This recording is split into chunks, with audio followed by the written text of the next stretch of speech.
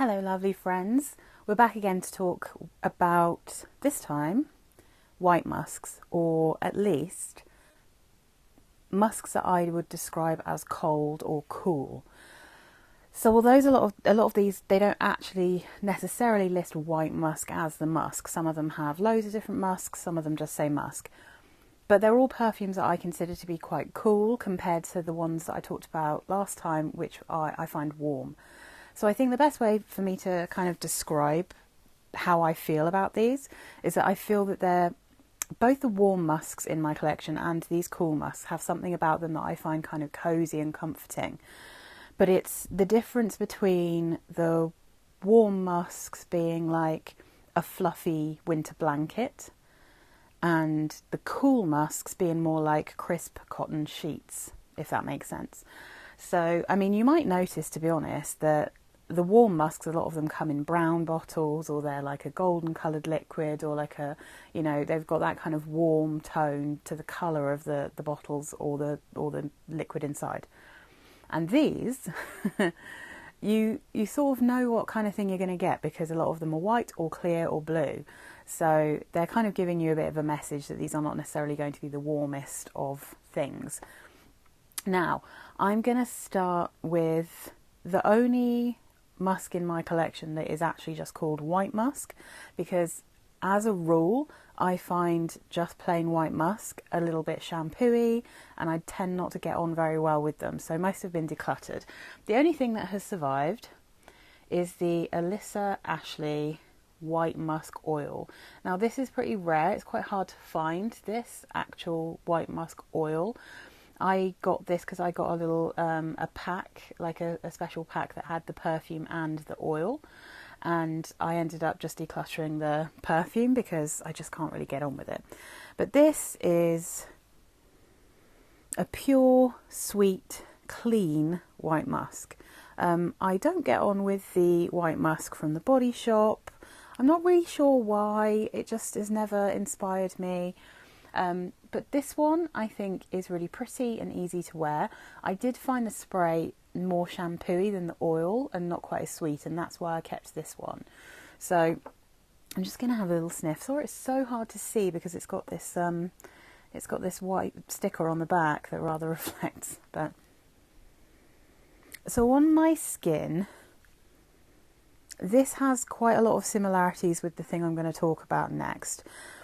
So the notes here are listed as top notes of bergamot, tarragon, middle notes lilac, jasmine, ylang ylang and rose, base notes musk and patchouli, and then there is a real sweetness in here which isn't really explained. This is sweet and clean and comforting. It's musky in that kind of soapy but almost shampooey way that I think white musks do tend to smell. But it's this one. It's closer to being like a white bar soap, you know. So, as with the warm musks, like I said, it's almost like having like a yummy bubble bath or something. It's that kind of soap. With the white musks, it feels more like a bar of white soap, you know. Clean, slightly crisp. The nice thing about this one is that there's lilac in it. And lilac is just a purple floral that I really love. And I do find that blue and purple florals do tend to have a slightly cool, breezy kind of scent to them. But this one, I think, it also has a fair bit of ylang ylang going on. Maybe that's where the sweetness is coming from. It's very, very pretty, this one. Really, really nice. The tarragon is just kind of a little interesting herbaceous note in the background. It's not massively strong. But I do think when I've tried some other white musk, because for instance I really don't like Jovan white musk, I think that one, I think maybe it smelled like, I'm not even sure if there is gardenia in it, but it gave me that kind of vibe. It almost smelled a little bit like the Jovan Gardenia perfume that I had briefly and then I had to get rid of because I just could not get along with that smell. It was kind of buttery. That's what it was. It smelled like a buttery gardenia, buttery white florals, which is not something I can deal with. I don't like a buttery floral. But this one is really pretty. I highly recommend it. If anyone was to ask me like what white musk I would recommend, it's always going to be the Alyssa Ashley. And I don't like the Alyssa Ashley normal musk. I find it too funky and animalic for me, on my skin anyway. But this is the only Alyssa Ashley musk I like. And with I've got her green tea oil, and that's the only other perfume of hers that I enjoy. I don't like any of the Alyssa Ashley perfumes outside of that, so for some reason this one just worked for me. But yeah, I think it's a good place to start if you're looking for a white musk.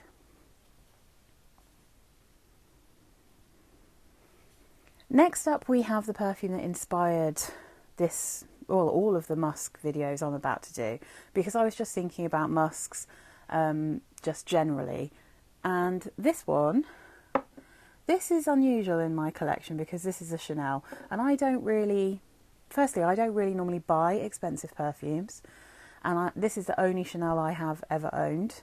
I wouldn't be surprised if it continues to be the only Chanel I ever own. I did get it on eBay, so to be fair, I made sure that it was real. I checked the batch code, all the packaging, a lovely seller. So I managed to get this for around £35. Normally they're more like £65 for a 30ml. So this is Chanel No. 5 Le Eau, and this is one I tested in store. I'd seen Jana from The Scented talking about this one, and she loves this one. And she does talk sometimes about Chanel No. 5, but it's not one she likes to wear. But she says that, you know, this is one of her like signatures. This is one of her loves. So I thought I'm going to go and smell this because I just figured, especially because I think it's maybe Lily Rose Depp, I think might have been the person who's in the advertising for this perfume. So I kind of figured it was going to be maybe a little bit more youthful than Chanel No. 5. And I have a huge amount of respect for Chanel No. 5. It is a absolutely classic and extremely important perfume. It's one that I just find a little bit too much for me. I'm not mad for kind of oak mossy kind of, you know, those kind of perfumes. But one of the reasons I think I like Jovan musk is because it almost feels like that's the base sitting underneath the other notes in Chanel No. 5. That's the kind of warm musk in that one. So I went in and I tried this in store and I just fell in love with it because it's a very beautiful, beautiful perfume. So I will just spray this out real quickly. So this is the epitome of crisp cotton sheets. This is extremely clean smelling. It's very citrusy. It's almost like it's got the skeleton of Chanel No. 5, but it doesn't have the woodiness. It doesn't have quite the same soapiness. It doesn't have the same oak moss. It's not like a chypre in that way. So this does smell more modern, but it still gives you that, it still smells like Chanel, if that makes sense. I feel like, you know, Chanel has such a kind of classic house DNA. Their perfumes tend to smell classy. They smell often very grown up. I'm just trying to think if I've rarely come across something that I think smells childish. Maybe the new Eau Fraiche, Chanel Chance Eau Fraiche, when that starts up, that kind of smells like green Jolly Ranchers to me. But in the dry down, again, it gets a bit more mature. And I think this is youthful, but it's clean and fresh, but it still has a chic feel to it. So the notes in Chanel No. 5 Le Eau are aldehydes, lemon, neroli, mandarin orange, bergamot, orange and lime in the top. Middle notes are ylang ylang, jasmine and May rose. And then the base notes are white musk, orris root, cedar and vanilla. So when you first spray this, it's aldehydes and citruses. That's what that is. I don't find it particularly green, but it's definitely very fresh. It's zingy. It's kind of got like a fizzy, sherbety vibe because of that mixture of the aldehydes and the orange and the lemon. And the lime as well. I mean, it's beautiful. What a combination that is. It's really good. And then the more it dries down, the more I get the ylang ylang. So I'm getting general florals. And thankfully, I don't find the neroli or the jasmine overwhelming. And I often do find those florals overwhelming. Not here. I definitely get ylang ylang, and then the vanilla starts to come through the more it dries down, but it's very musky. This is almost like a cold version of the Gosh perfume oil. So I think it's called Musk number 6 that I talked about in the last video. This is almost, it feels almost like the sister of that, but if it was like a cool musk rather than that one, which is a bit warmer. And to be honest, this also has a fair few overlaps with Alyssa Ashley White Musk, which might be a really good alternative to this as an affordable alternative, you see what I mean? Because this one is definitely more citrusy than the Alyssa Ashley. And that one I find more sugary, maybe a bit more shampooey. This one smells brighter, lighter, and a bit more fizzy. But they've definitely got an overlap. There's definitely a recognisable white musk and a bit of citrus, and then you've got that ylang ylang. Really lovely. This is a beautiful perfume, and yeah, it's Chanel. You'd expect it to be beautiful, but to be honest, £65 or however much these are now is what you're going to pay for Burberry Goddess for a 30ml of that if you buy it in store. So weirdly, Chanel doesn't seem to be getting much, like the prices don't seem to be going up compared to a lot of other houses. So I mean, they're more affordable than all the, you know, the Delinas and the probably Kilian, and you know, a lot of the stuff that people talk about on YouTube now. This isn't actually that expensive anymore, which seems mad to me, but there you go. Next up we have a early 2000s, I think it's early 2000s or a 90s banger. This is Kolina Herrera. This is 212. So before the Good Girl years, which is a perfume that I despise, Kolina Herrera was really smashing it, and everyone smelled like 212. So this has a very annoying bottle. This is the 30ml, but the big bottles are even more annoying in a way because they're two separate perfumes with a lid between the two of them, like two balls. It's silly, but this perfume is not at all silly. Woof. So this is the absolute epitome of a white bar soap. Now, if you've ever smelled Alfred Sung Pure, that perfume smells almost identical to this one. It came out not long afterwards, so I do imagine it was probably inspired by this, because this was much more expensive back in the day. That one just is slightly more tangy. I think there's pineapple in it, so it's got a slightly more tangy, like fruity note in there, but the general profile of that perfume is exactly the same as this one. And this is a white bar soap. It's got a creaminess. It's obviously floral. It's soapy, but it doesn't get screechy in a shampooey way. It's one step away from being a body lotion.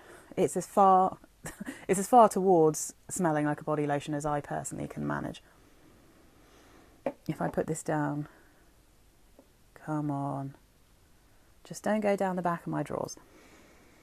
So gorgeous, though, absolutely gorgeous. So the notes in this are top notes of orange blossom, cactus flower, bergamot and mandarin orange. Middle notes are lily, freesia, gardenia, jasmine, lily of the valley, white camellia, rose and peony. And the base notes are musk and sandalwood.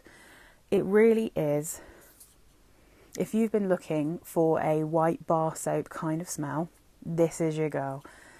And because this is a early 2000s perfume, this is a beast. It lasts on me forever, and it has a really good scent bubble. And the thing is, you won't smell necessarily overwhelming. You'll just smell incredibly clean and crisp and pretty. I mean, I don't know how obvious this would be as a perfume. It would probably be obvious as a perfume just because it is quite strong. So I can't wear this one in like hot weather because it's just too much, but it's perfectly sweet without being sickly, and it's not got anything screechy or sharp in it. And that's really quite difficult. And I would say actually all of these, and the thing I like about all of these is they all do have a decent amount of sweetness in them, and even the ones that are tangy have a layer of sweetness, so none of these are sharp. because I can't cope with sharp. And I do find that a lot of white musks, as soon as they go sharp, to me, that then smells like shampoo. And I can't wear things that smell like shampoo. They're like screechy to me.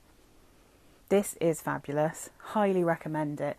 If you can get hold of it, it's such a good one. If you can get hold of Pure by Alfred Sung, equally as good. I only decluttered that one because I had this, and this was a smaller bottle. But I do love that bottle. I sort of, you know, I wonder if sometimes regret it because I just love that bottle so much, but I love a plain round bottle. Okay, speaking of a bottle I like, this is something that I literally bought because of the bottle. I saw it on Fragrance X and I kind of fell in love with it. This is AV, as you can see. And this is a perfume by Adrienne Vittadini. So the notes in AV are bergamot, lily of the valley and cyclamen in the top. The middle notes are yellow, freesia, jasmine, ylang ylang and may rose in the mid. And then the base notes are musk, moss, sandalwood, orris and tonka bean. Now this one, I keep saying I'm going to declutter this because it leaked in my bag when I took a decant, and I took it to work and then my whole bag smelled like AV for like, well, basically a year. And so sometimes I struggle with this one now just because, you know, I got kind of sick of the smell of it, but I happily recommend it because I think it's a great perfume. So this, I think, is like a freesia musk. Again, it's like, it's got that slight bar soapy musk, but it's got a lot of bergamot without being too sharp. And then it's got the yellow freesia and a decent amount of rose, I'd say, because one of the things that this reminds me of a little bit is True Love from Elizabeth Arden. And that one I had in my collection as well. I also had Alfred Sung Forever, and I felt like those three perfumes, they kind of started to feel a bit redundant because they all kind of fit into the same vibe for me. So I just kept my miniature of the True Love, and then I kept this one as the bottle. This is fresh, it's tangy, but it's not too sharp. It's very musky. It's clean, it's pretty, a lovely, lovely freesia note, a lovely bit of sandalwood, but that tonka bean is stopping it going into the sharp and screechy realm. I got this one, I think it was super cheap. I think it was under £20 from Fragrance X. I think you can still get it on there. And this is a big old bottle. I just really, really dig this bottle. I think it's cool. I also tried the AV Glamour, I think it was called. That one was quite sharp. It was like this one without the sweetness, but it's very similar. Also really good. It's just a bit sharper, a bit brighter and fresher. They're both totally worth having, really pretty. And yeah, so this is a great musky clean scent that I've seen some people say they like this for kind of the gym and that kind of thing. I'd just say this is like a cool clean girl smell. Really, really cool. Oh, I forgot to mention, don't let me forget. If you know what Amazing Grace smells like from Philosophy, this to me smells like a nicer version of that. This one came out first, so this has been around longer than Amazing Grace. When I smelt the miniature of Amazing Grace, it just smelled like this to me, but not quite as nice. It's like this, but full body lotion version of. So I would say save yourself some money and get AV instead if you're thinking of getting Amazing Grace, because I think this one is stronger, I think it lasts longer, and I think it's less cloying. I think it's a really, really good alternative, an affordable alternative if you can get hold of this. So speaking of bottles that I'm obsessed with, this one works out because this is actually called Obsessed. This is Calvin Klein Obsessed for Women. And how to even explain this fabulous perfume in this amazing pebble-shaped bottle. This is top notes of citruses, elemi, neroli and bergamot. Now I think elemi is like a kind of resinous balsamic scent. And then middle notes, lavender, sage, violet leaf, orange blossom, lily of the valley and rose. Base notes of musk, ambrette and iso e super. So if you don't like iso e super, then avoid, obviously. I don't think it's like the main note in here, But oddly, Isoe Super seems to be one of the few aroma chemicals that doesn't like really bother me. This, I think more than anything, is a musk, sage and lavender scent. So it has this kind of fuzzy feel to it, which I think you often get with ambrette. But because of that lavender and, you know, and the violet, to be fair, it has a real coolness to it. So it's fuzzy and it smells clean and fresh. It also smells incredibly unisex, to be honest. In fact, I think everything that I've shown so far is easily unisex. There's a lot of sage and a decent amount of lavender in here. So it's got a lovely coolness. It smells like fresh laundry. You know, it's that kind of smell. But it also has a gentle skin musky kind of scent to it. It's got more of a bitter edge than anything I've talked about yet. And I think that is obviously because it's got that very herbaceous sage in it. And it's got a bit of bitter neroli. I always find neroli really bitter. But it's just really nicely balanced in here. It doesn't go too far into the bitter realm, but it doesn't go too far into the sweet realm. Now, I did very briefly have Obsessed Intense, and that one I found sickly because it was too sweet for me. I just thought this profile I liked as a kind of clean, crisp smell. And as soon as it started getting more sugary, I found it cloying. But I really like this one.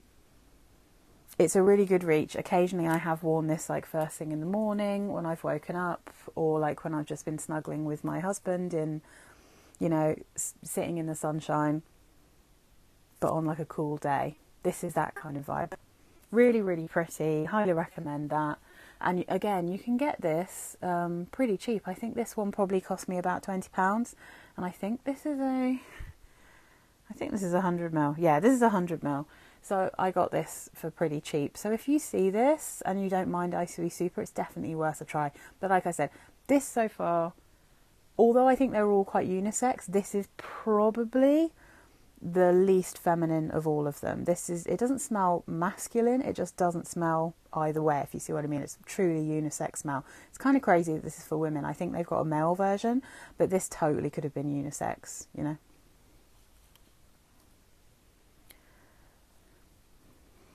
Next up, we have one of my absolute favourite bottles in my collection. I'm obsessed and I love this bottle. This is my baby 30ml bottle of Cacharel Noa. And just look at the pearl. It's like pearlescent on the plastic top. It's got this super cute, oh, so beautiful. And then it's got this pearl actually inside the bottle. It's magical. And the perfume's pretty magical too. So this is musky. It is a pretty pure musk, this one. I think out of everything I've talked about so far, this is closest to 212 in the kind of feel of it. I think this and 212 feel quite thick compared to some of these other ones. Some of them have a more transparent musky feel. I think both 212 and Noa have a thick, real white bar soap feel to them, like almost like they've got a texture. So this is very musky, and that is because there is musk in the top notes here. So you've got in the top notes white musk, peony, freesia, green notes, peach and plum, and then in the middle notes you've got lily of the valley, green grass, jasmine, ylang ylang and rose. And then you've got base notes of coffee, vanilla, sandalwood, coriander, incense, tonka bean and cedar.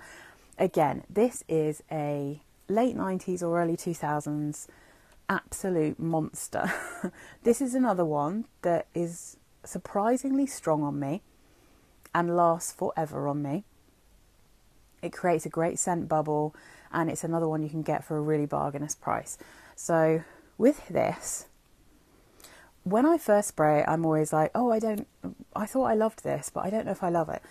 And that's because when I first spray it, I get the peony, I get the green notes, I get the green grass, and I get the lily and the jasmine. I get all those white florals and bitter, slightly sharp greenness. And the musk is there the whole time, but the more it dries down, the sweeter, the creamier it gets. You start to get that coffee coming through. I think you can probably sense the coffee straight away, but you're just getting the bitterness. The more it dries down, the more you get that slight richness. You'll get a little bit of the vanilla to sweeten it up. The rose and ylang start coming through a bit more. The tonka beans coming through more, and the sandalwood's coming through more. But by the time this dries down, it is a magical, beautiful, like slightly coffee scented white bar soap smell. A truly beautiful musk, a classic musk. And honestly, it's crazy that you can get such a beautiful perfume and such a beautiful bottle for the prices that you can get Noa. It is just such a good perfume. Yeah, absolutely magical. Such a good value perfume. Fabulous.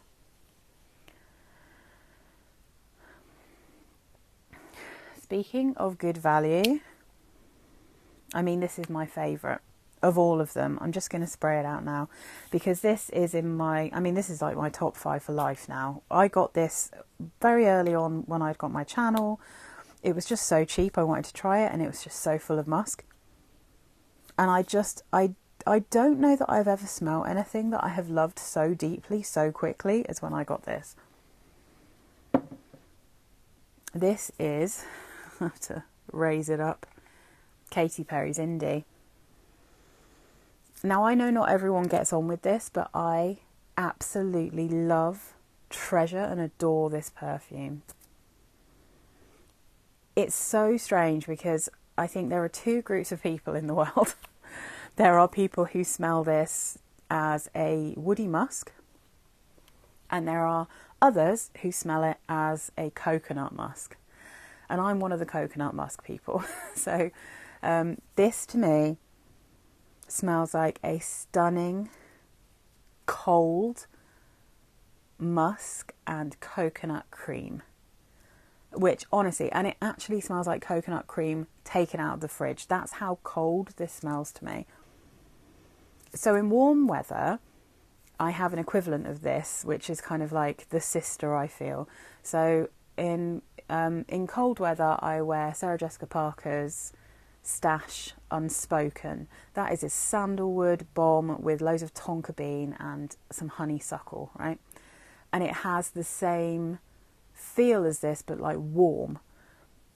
Oddly enough, this doesn't list sandalwood, but I think it smells so much like the Van Cleef & Arpels sandal perfume that when my friend was wearing that at my wedding, I asked her if she was wearing Indi, and she had to show me the bottle. Honestly, they're so similar. This one lists plum, white tea and bergamot in the top. The middle notes are white cedar extract, lily of the valley and cyclamen. And then the base notes, and that's why I bought this, well, and also because I love tea perfumes. Base notes, musk, white musk, black musk, Egyptian musk, island musk, tonka bean and amber. Now, to me, one of these musks smells like coconut. And the sweetness from that tonka bean is perfection. The white tea just makes this cozy in that kind of crisp, clean way. It's got a fluffiness to it. Oh, you see, the thing is, because it's been warm weather and I've been wearing my Sarah Jessica Parker, I have not been wearing this one, and I cannot wait to wear it. In fact, this is going to be worn again soon. Technically, I can wear this any time of year. It is perfect for every moment of the year. But because I have such a big collection, obviously I like to rotate it. So because Stash Unspoken is too sweet for my personal taste to wear in hot weather, that's the one that I go to as my second skin, you know, my second skin woody musk. That's for, you know, the cold weather. This is absolutely my second skin in warmer weather. My husband says this smells like Cass outdoors. This is like, so I don't necessarily wear this one around the house. I love wearing this out. I love respraying it. This cost me £10 for 100ml. I got 3 bottles of the 30ml, one of which I gave to my friend who has the Van Cleef & Arpels, so she has a cheaper alternative to wear. But it was like 3 30ml bottles for about £6.99. It's an insanely cheap perfume. And I genuinely think it's it's my favourite out of everything that I'm showing you here by a country mile. And the next up is my second favourite, but truly, one of my all-time favourite perfumes. I just love it. I just absolutely love it. So, my second favourite of this whole list is coming up, and here it is. This is, let's move this again, Lanvin, and this is Oxygene for Women. Look at that fabulous blue liquid. I actually love this bottle. I know that Ruth Ann said that she struggled with this sprayer, she wasn't keen on it, but I don't really have a problem with this sprayer personally. Maybe I've just got a really good bottle, but I love how this bottle looks. I think it looks exactly how it feels. It's slightly pearlescent here. I think this smells like a spa. It's just glorious. I'm just going to spray it out, and then my whole bedroom will now smell like Oxygene for quite some time. Oh, so it's really interesting. I had this in my video that I did most recently with my husband, which is my cold and cool weather perfumes. And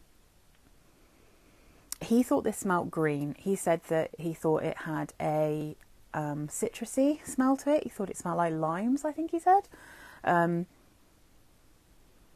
Which is very interesting. I mean, we did kind of work out by the end of it that he thinks pepper smells like mint. So there is actually pepper in this. There's also bergamot, so I'm guessing that's just what he's picking up. This is a crazy perfume because I think it smells like a fresh, clean laundry smell, but like a wet laundry smell. And the mad thing about Oxygene is it is described as one of the first aquatics, but it's also an early lactonic perfume. So this is from, I think, 2005. This came out, and it has a note of milk, which is strange. So top notes here are Indian white pepper, bergamot, and then the middle notes are milk, gardenia and rose. The base notes are musk, iris and white sandalwood. And I would say, yes, you definitely get bergamot at first, but that calms down. And then you have like a cool spice from the white pepper, but I get iris, gardenia, milk, musk and sandalwood. That's like, it's milk, but it's milk and it's also sweet, and it's such an odd but beautiful perfume. It's also a beast. I cannot wear this in hot weather. It is very strong to me. It lasts forever. I can smell this across the flat. So when I first got it, my husband tried it too, because I remember this is absolutely definitely good for unisex. So he tried it on, and every room he went into, I could smell it in the room after he'd been there. I could smell him from across the other side of the flat. It's strong. And I have smelled people wearing this out in the world, and it is strong. So it lasts ages for me. It's super strong. It's really, really inexpensive, and it's incredible. It's such a classic. It's so, so beautiful. I think there's a slight, I mean, creaminess isn't really the right word. Again, it's that bar soapy feel from the gardenia and the musk without it going buttery, thankfully. I get quite a lot of iris here. I think that's almost why it smells blue. I could also probably describe this as smelling slightly purple. But the milk here smells like a glass of very cold milk with a big spoonful of sugar mixed into it. You know, it's not creamy lactonic. It's a thin, milky kind of lactonic.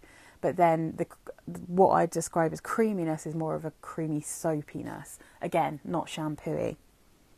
Perfect level of sweetness, absolutely gorgeous, lasts on me forever. So yeah, I just think this one is so, so beautiful. Really, really special. So happy to get this into my collection. When I first got it, that was pretty much a love at first sniff, actually. Okay. This one is going to represent pretty much this whole range of perfumes. So, I'm going to spray it out now, which I just managed to spray on my own foot. But it's also partially on this as well.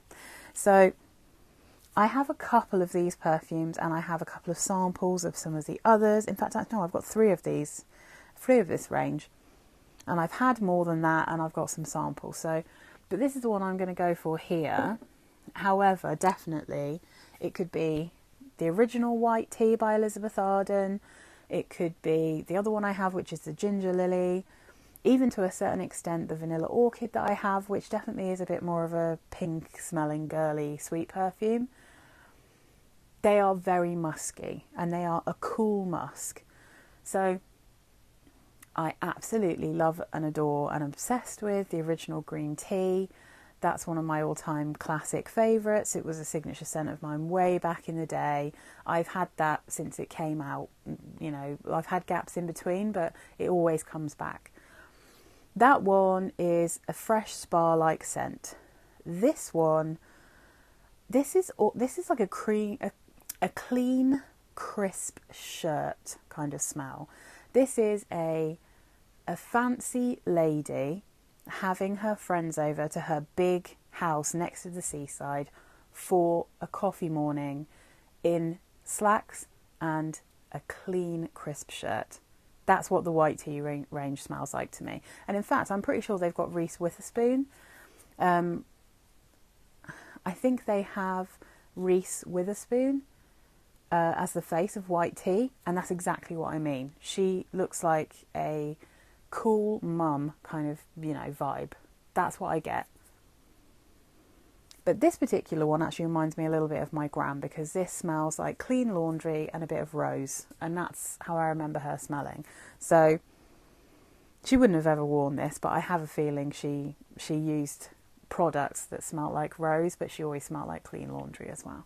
So the original White Musk is more iris forward, but I find this eau de parfum version to be a bit more rose forward. So the notes in here are top notes of clary sage, again, popping up, nice aromatic, herby kind of smell. C notes and mandarin orange, Italian mandarin specifically. And then in the middle is white tea, mate, rosewater and jasmine. Base notes musk, amberwood and tonka bean. But it is very musky. It's got a lovely white tea accord. It's got that herbaceousness, a little bit of kind of cold ocean smell. And then for me, this one has a lot of rose. Beautiful, beautiful rose water in it. So it's, again, fresh laundry, but not warm straight out of the tumble dryer. This is like air dried in the back garden, you know?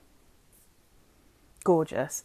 So like I said, the original one is more irisy, it's slightly more woody. That's also very beautiful. The Ginger Lily one is a bit more tangy, a bit more fruity, and it has a real beautiful warm spice running through it. The Eau Fraiche version is, it has a very slight mango, it's more fruity, it's obviously even lighter.